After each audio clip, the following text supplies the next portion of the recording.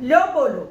હવે SL group અને જી ગ્રુપના ચેરમેન અને ફાઉન્ડર સુભાષ ચંદ્રાના 22,006 કરોડ રૂપિયાનું જે દેવું હતું તે ઇન્સોલ્વન્સી ટ્રિબ્યુનલે માફ કરી દીધું છે. એના બદલે ઇન્સોલ્વન્સી ટ્રિબ્યુનલે એવું કીધું છે કે 6.5 કરોડ ભરી દો એટલે તમારું બધું દેવું માફ. આને કહે છે હેરકટ.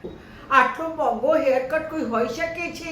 પરંતુ હેરકટનું મતલબ અહીંયા એવું છે કે કર્જમાંથી મુક્તિ કેવી રીતે અપાય એ માટેના કંઈક નવા નિયમો. તો આ છે કેન્દ્ર સરકારનું હેરકટ. અને હેરકટ કોણે કરાવ્યું છે? જી ગ્રુપના ચેરમેન અને ફાઉન્ડર મેમ્બર સુભાષ ચંદ્રાએ. હવે સુભાષ ચંદ્રાએ જ્યારે આટલો મોટો હેરકટ કરાવી દીધો છે તો પાછળ તો લાઈનો લાગી છે. આ મોટા મોટા ઉદ્યોગપતિઓ સરકારી નાણાંમાં ઉચ્ચાપત કરવા માટે લોન લે છે, મોટી મોટી લોન લે છે અને એ સરકાર આપી પણ દે છે. સરકાર એટલે કે બેંકો.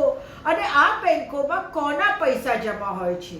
આ બેંકોમાં તમારા અમારા જેવા મધ્યમ વર્ગીય જે લોકો છે એ પોતાની કરકસર કરીને બેંકોમાં પૈસા જમા કરાવે છે અને આ જ પૈસાની ઉજવણી કરે છે આ મોટા મોટા ઉદ્યોગપતિઓ.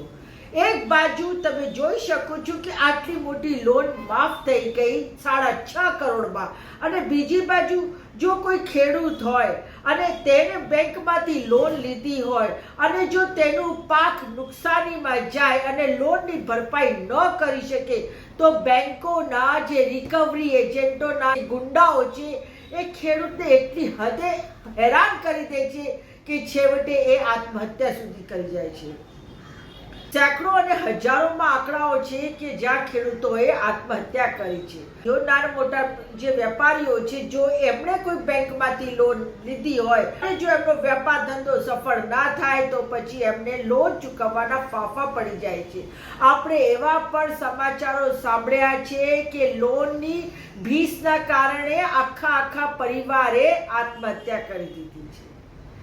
આપ અગર જો પોતાના ઘર માટે 10, 15, 25 લાખની લોન લો તો એના કેટલાય ગુણ્યા તમારે વ્યાજમાં પહેલા તો જતા કરવા પડે છે અને ત્યારે પછી તમારું પ્રિન્સિપલ એમાઉન્ટ જમા થાય છે. એટલે બધા કાયદાઓ, બધા નિયમો, બધું જ એ ખાલી મધ્યમ વર્ગ અને ગરીબ વર્ગ માટે જ. આટલા મોટા કરોડોપતિ અને ઉદ્યોગપતિઓ માટે કંઈ જ નહીં. એમના માટે તો જાત જાતના હેરકટ આવી જાય છે. ગરીબો માટે આવા કોઈ હેરકટ ક્યારેય નથી આવતા.